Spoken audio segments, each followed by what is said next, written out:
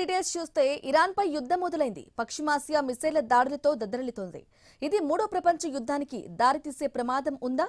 ఇప్పుడు ఇదే ప్రపంచ దేశాలను భయాందోళనకు గురిచేస్తుంది.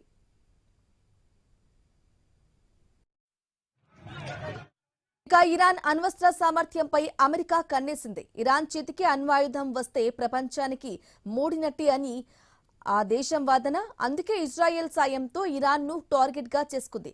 ఒకవైపు చర్చలంటూనే మరోవైపు సమర సన్నాహాలు చేసుకుంది. అంతా రెడీ అనుకున్నాకే ఇరాన్ పై మిసైళ్ల వర్షం కురిపించింది.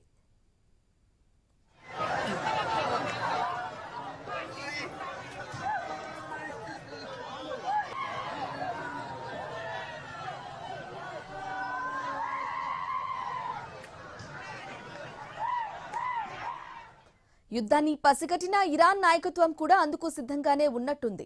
ఇజ్రాయెల్ పై ప్రతిదాడి చేస్తుంది. మామూలుగా కాదు, గట్టిగా బదులిచ్చే ప్రయత్నం చేస్తుంది. యుద్ధం వీరులు మొదలుపెట్టారు. మేము ముగిస్తామంటూ ప్రత్యర్థులను హెచ్చరించారు. ఐరన్ డోమ్ టెక్నాలజీ ఉన్నప్పటికీ ఇజ్రాయెల్ రాజధాని టెల్ అవీవ్ ను ఇరాన్ క్షిపణులు తాకాయి, విధ్వంసం సృష్టించాయని ఇరాన్ అధికారులు ప్రకటించారు. పదుల సంఖ్యలో మిస్సైళ్లను ప్రయోగించారు.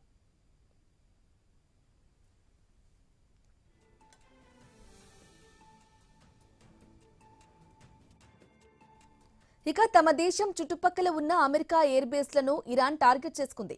చెప్పి మరీ అటాక్స్ చేస్తోంది. మొత్తం 8 దేశాలపైకి ఇరాన్ మిసైళ్లు దూసుకెళ్లాయి. Saudi Arabia, UAE, Kuwait, Qatar, Iraq, Iran, Bahrain, జోర్డాన్లోని అమెరికా సైనిక స్థావరాలపై అటాక్స్ మొదలుపెట్టింది. యుఏఈ రాజధాని అబుదాబిలో ఒకరు చనిపోయారు. తమ భూభాగంలోని అమెరికా ఎయిర్ బేస్ పై అటాక్ చేసిన ఇరాన్ పై ప్రతి దాడులు చేసే హక్కు తమకు ఉందని ఖతార్ చెబుతుంది. అటు సౌదీ అరేబియా రాజధాని రియాద్లో పలుచోట్ల పేలుడు శబ్దాలు వినిపించాయి.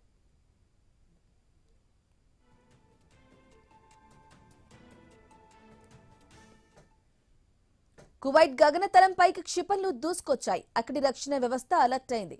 మిసైళ్లను గాల్లోని అడ్డుకుని కూల్చివేశారు. అత్యాధునిక ఎయిర్ డిఫెన్స్ సిస్టమ్ ను కువైట్ యాక్టివేట్ చేసింది. బార్డర్లో దేశంలోని కీలక ప్రాంతాల్లో సైన్యాన్ని మోహరించారు, నిఘా పెంచారు. కువైట్ రక్షణ విషయంలో ఎవరికీ ఎలాంటి ఆందోళన అవసరం లేదని, సైన్యం పూర్తి అప్రమత్తంగా ఉందని అక్కడి జనరల్ స్టాఫ్ భరోసా ఇచ్చారు.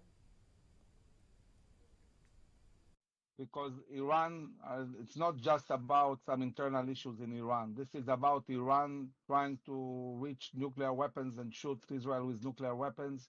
This is Iran building ballistic missiles that reach Europe and want to reach also the US. This is Iran trying to take control of all the main strains in the world, including Bab el Mandab, including trying to undermine Morocco and take over Gibraltar. And also, obviously, they're weaponizing of terror armies all over the Middle East. Iran is not just dealing with itself, it's terrorizing the whole globe with terror cells in many, many countries. So it's not just an internal issue of Iran. This is a global problem and a regional problem, and it needs to be dealt with. Start a war, it's hard to say exactly how long. I would assume that probably a few weeks. It will depend on the success of the attack. It will depend also